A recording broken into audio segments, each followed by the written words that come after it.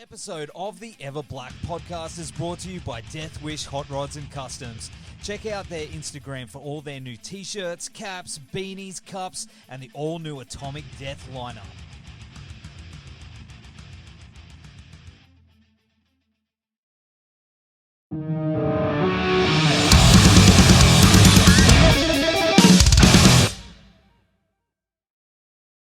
Hey, what's going on, brother? Not too much, man. Your background looks way sicker than mine does, that's for sure. Oh, it's just cheap lighting and politics, my friend. Mainly action figures. Oh, it looks cool. All I've got are my little fancy honeycomb lights, but you've got a full-on setup, so I'm digging it. I'm digging it. I'll swap you if you want. Like, that's way cool. I'd rather have, that is sick. Did you build that? What is that? Can't just so they're like what they're Wi-Fi controlled and you basically kind of like color changing patterns. They're like reactive to sound and stuff, but you can't really see very well. I've just kind of stuck them up on my wall to make my studio room look marginally more interesting than it is. But I'll bring them over with me in a couple of weeks and we can do a swapsies for sure. Yeah, you can. Yeah, these are just from Kmart. But giving away all my secrets. So good. Yeah, that's it. Good. That's it. But Pedram, hey man, it's good to meet you. Thanks for joining us on the show, eh? Great to meet you. Yeah, thank you so much for having me. I'm looking forward to it. Yeah, absolutely, man. Because Frontier are heading down under for the first time, and it's going to be one hell of a tour, man. It's finally happening, dude. Yeah, it is. It's been a good time in the planning, but I can't believe it's all come about so fast. So not long to go now. Really looking forward to it. It should be great. How far back did I know it's sort of going into it? How far back have the plans to come down here go? Oh, it was well over a year ago. Like beyond that, I don't actually have the specific date top of my head, but it was about over a year ago, or maybe just almost a year to date, because Oxidised came out around a year ago. So yeah, it was about a year ago. And Greg's managed to pull it together really, really promptly, and we're very lucky to be working with him. We're very happy to be working with him. So we're excited to come over and smash some faces with some guitars. It's going to be great. That's the way. Because I mean, you have a solid fan base down here in Australia, and you probably see it all the time with people like, come to Australia, or they always say, come to some random country, So come to Brazil, yeah, come to Brazil. No, I mean we do have some really dedicated and solid fans out in Oz, but until the tour was announced, I didn't actually realize just how many there were, scattered all over the country. So it's amazing, and we kind of hope to come out and play to our Kiwi fans as well in New Zealand, but I think with their COVID restrictions, it was really hard to kind of guarantee that we would be able to make it over there at that time. So it's it's unfortunate, but hopefully we'll get to come over and play to them at some point as well in the near future. But we're stoked to come to Oz and see everyone. It's going to be great. Yeah, absolutely. Have you ever been down here yourself, like personally? Nope. First time like as a tourist and traveler generally, as well as for band or work stuff. So it should be cool. It's a long way. It's a fucking long way. I hate flying, but I just don't want to sound like a whinge because I'm coming to play my loud music on the other side of the planet. So I don't have the right to complain about travel. So I'm just gonna try and sleep as much as I can, man. It's a pretty solid tour too. I think you've got like one day off. Yeah, there's only like a day. I think there's maybe 2 days overall. One of them we're going to use for some late rehearsal. But yeah, it's going to be quite tight in terms of timing. Just kind of smash grab back over the other side of the planet. So it should be good though. I'm looking forward to it. Yeah, absolutely. Especially with the Apate dudes. I'm sorry, guys. I love that band, but I always mess up their name, and they're gonna slap me for it. But Apate, I'm pretty sure it's Apate. That's how you. It's Apate. No, it's Apate. Apate. Yeah. Sorry, boys. But it's Lady. But they are incredible. They are such a great band, and they're really cool dudes. Have you sort of touched base with them before heading down here? Playing a few things. I've checked out. Yeah, I've checked out. I've checked them out, but I haven't actually spoken to any of the members and stuff yet. So, we'll be. I'm looking forward to hanging. Looking forward to meeting all those dudes as well. It should be great. Yeah, they are really cool guys, and I can't think of a better touring package. Like the two of you together, it's gonna slam hard. It's gonna be so good. I'm looking forward to it. It's gonna be so good. Get me there now. Well, what's the set list going to be like? I mean, you're like, what, 4 albums in? 3 albums in. 3. Well, we got one EP, but we don't play anything on that first EP really. But yeah, I mean, no spoilers. Like if you're listening now, here's the spoiler. So go away and come back in a couple of minutes. I know some people hate that, like if you get a spoiler, but no, we play a good amount of Orange Mathematics, a little bit of Unloved, not as much to be honest, and then a good chunk of Oxidised. But it's not because of, we're not like one of these bands that just likes to promote the new stuff and takes like half the set to do that. It's more about like what works structurally better for the live performance and the live stage sound. So like somebody doesn't know the band and they're listening to us for the first time and we play something off the new album, is that going to grab their attention? Are they going to enjoy it? Are they going to be like, oh, what is this, and stick around for more? So it's not just about like promoting the record, it's about what's going to grab people from start to end and hold them there, So it'll be good chunk Oxidised, good chunk Orange Mathematics, and a tiny slither of Unloved in the middle somewhere. And I could imagine putting a set together, there's also the technical side as well, because you guys have got a lot going on. So, how hard is that for a band like yourself? I mean, it can be. It's challenging when it comes to logistics. Like when it comes to having like enough, like a backup guitar or guitar in a different tuning. Tuning itself just like complicates matters, and we've got 2 tunings now for live. So, there's challenges, but nothing's impossible, and we've got a really great crew who help out everything with us. So we're in good hands, and we take all the right steps and trying to like mitigate problems live where we can. But there's some stuff that's just always going to be unavoidable, man. Like classic example, this European run we were doing, I've got a wireless that I bought a few years ago. A few years ago, it was top of the range, great spec. But now that everything has moved into the 5G band, I get cut-offs all the fucking time. Are you serious? So, I didn't even think of that. Yeah, so I had a Line 6 G70 wireless, and with the all the mobile phones operating in like the 5G banding, I'm getting drops and stuff. So you can only prepare for things as much as you can, and taking all that time out from COVID, it's like we're not being able to go out and tour as much, so I didn't really know about that. So it's something I've learned after. That makes sense? Man, that's full on. I did see also you had that Ibanez that you Frankenstein with the MIDI pad. Yeah, you got it. It's right here. This one. That is so sick. That's like the coolest idea. How are you bringing that with you? Are you going to do some? Is that your live rig or is that your play at home? No. I'm not bringing that one with me. It's staying there firmly put at home. I haven't even had a chance to properly do anything yet with that. I wanted to do like a little demo video. I've been so busy recently that just haven't had the time. But yeah, I mean, the inspo for that was really about the fact that I picked up a Chaos pad and a Chaos oscillator at home, like on the desk for recording ideas with. And I'm like, well, I might want to take this live one day to play with it, so I need to be prepared. So I was just like, screw it. I'm going to get MIDI pad installed on the guitar, and everyone's like, "Oh my god, Matt Bellamy! Oh my god, Matt Bellamy!" And I'm just like, "Shut the fuck up!" Like, just like sick of hearing like Muse comments. I'm just like, "Yes, I know he has one, but that's not why I got it done." So it's cool though, man. It's a lot of fun. It's good to play around with. I've hooked it up a few times onto my computer setup, and it's pretty wild. But as I've been saying to other people recently, a new bit of gear sometimes for me opens up a whole new door in terms of the writing process for the albums and the new music. So something like that, plus a lot of the other stuff I've kind of got over the last year or so that I've not had a chance to use, will help me write the next records and beyond, which I'm really looking forward to. Have you got the seeds of that record?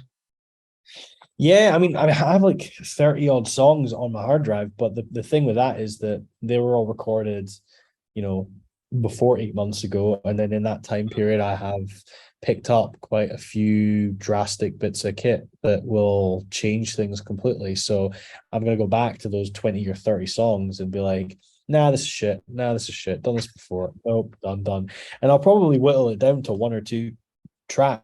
I'm really looking forward to just not looking back at old stuff and resurrecting it from the dead, because I've done that with the last few records, and I'd like to try and just do stuff that's completely fresh and in the moment, rather than picking the scrapes of something that I've done before. Do you know what I mean?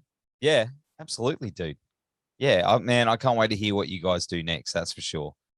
You know, Thank you so much. I can't wait to hear it, because, like I said, it's been so long. Like, other than band practice, I haven't actually sat and written, recorded anything in ages. So I'm like, it's going to feel like a almost alien process to me, going back to writing music again. But I like that, because it allows me to rediscover what I enjoyed about it, and I can get a different kind of dopamine rush from writing than I would if I was in the grind of constantly trying to write a track every day. Do you know what I mean? yeah. But what about live?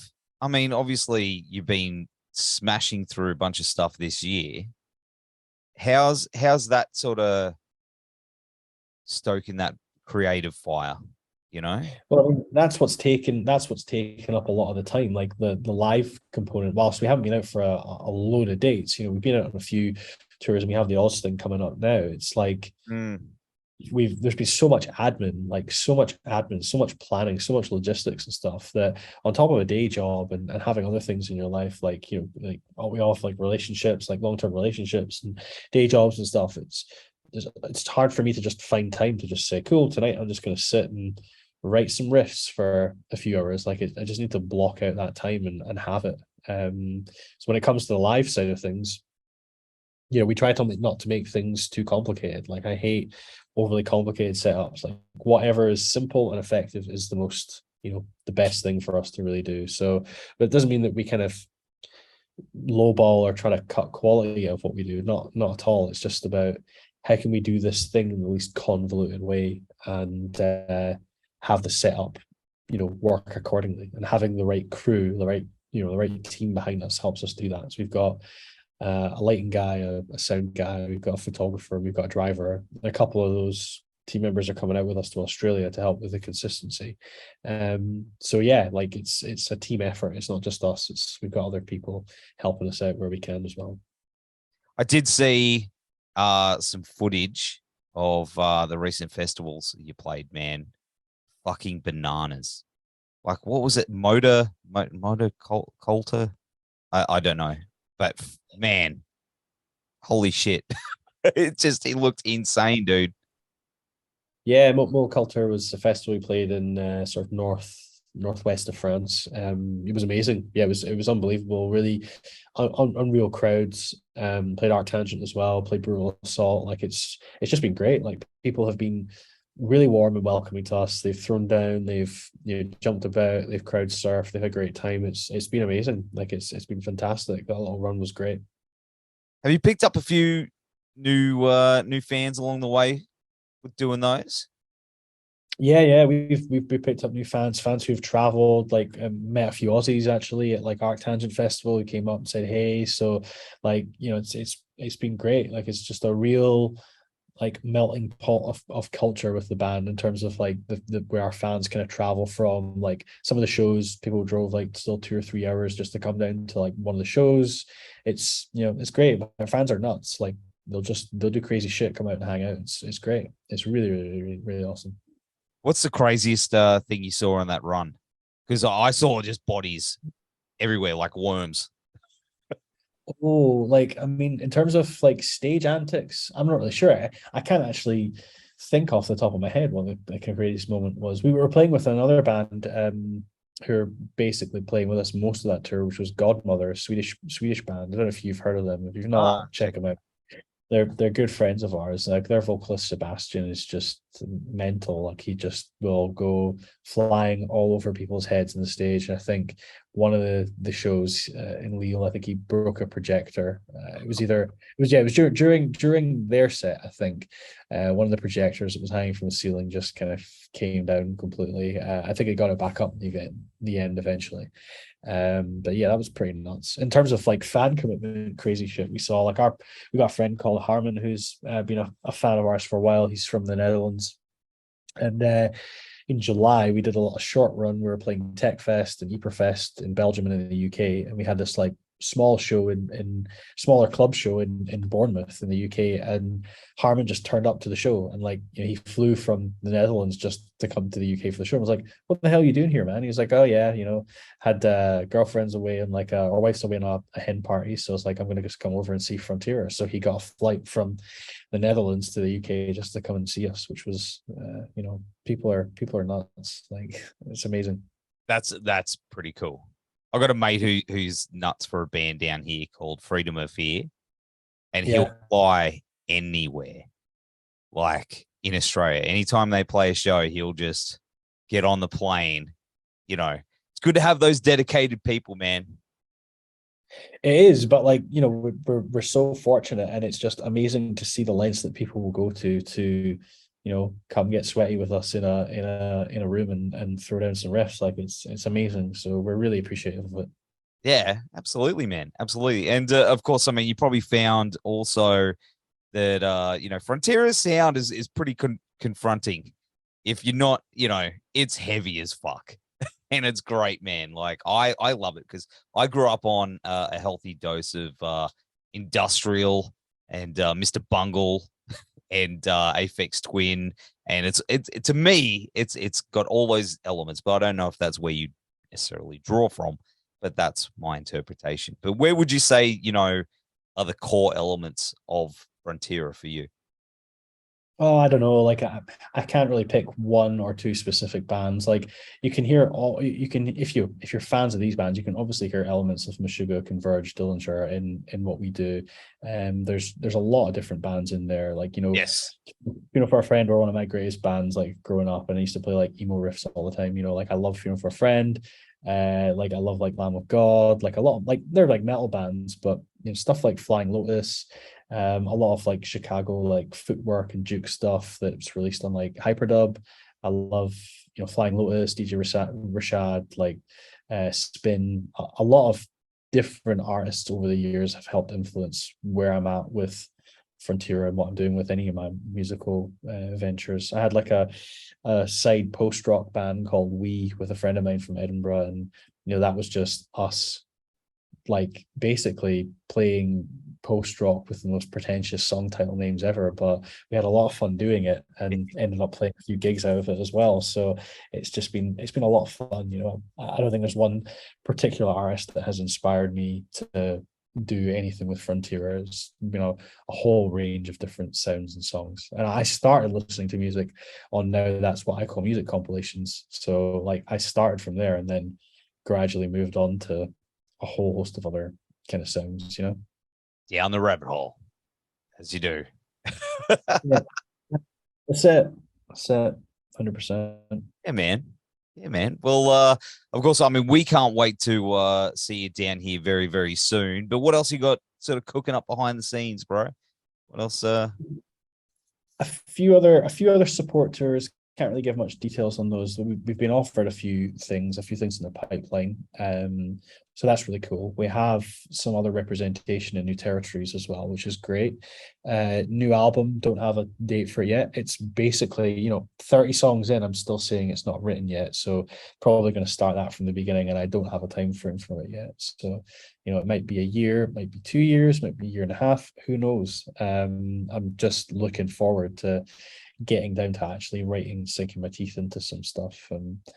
So yeah, it'll be more touring before new music for sure if there's anything coming up, but there's nothing that I can announce yet at this point. So we're just gonna enjoy Oz, make the most of it, have a great time, and then from there we shall see. Hopefully we'll be back in the UK early part of next year, but that'll just depend on a few factors, so we'll see how it goes. Man, exciting times. I just can't wait to see you. Like, you're kicking off in my neck of the woods. Well, it's that way. I'm about halfway. I'm on the Gold Coast. So Okay. yeah, so Brisbane, man, we get first pick, which is awesome. I can't wait to see you guys. It's gonna be so good.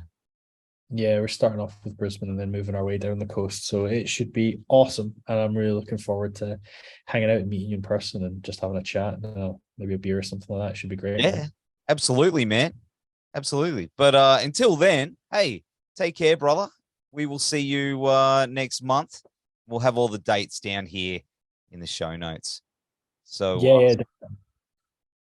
definitely. Well, thank you so much for having me today, and looking forward to hanging. Have a great be nighttime there now, so have a great sleep whenever you head up to bed. But yeah, man, it's like 10:40 p.m. So yeah, I'm old, but you know. It's 1:40 here, but I have to remind myself that in 2 weeks' time, it will be 1:40 p.m. in my brain, but it will be 10:40 p.m. at night. So yeah, it's gonna be wild, but stoked for it, man. Welcome to the upside down. Yeah, that's it. Yeah, man. All right, dude. Well, have a good day, and we will see you very soon. Catch you later, man. I've not got a mug to cheers you with, so I'm just gonna kind of fist bump you. But yeah, let's do that. Yeah. Cool. See right. you, bro. There. Catch you later. Bye. Bye.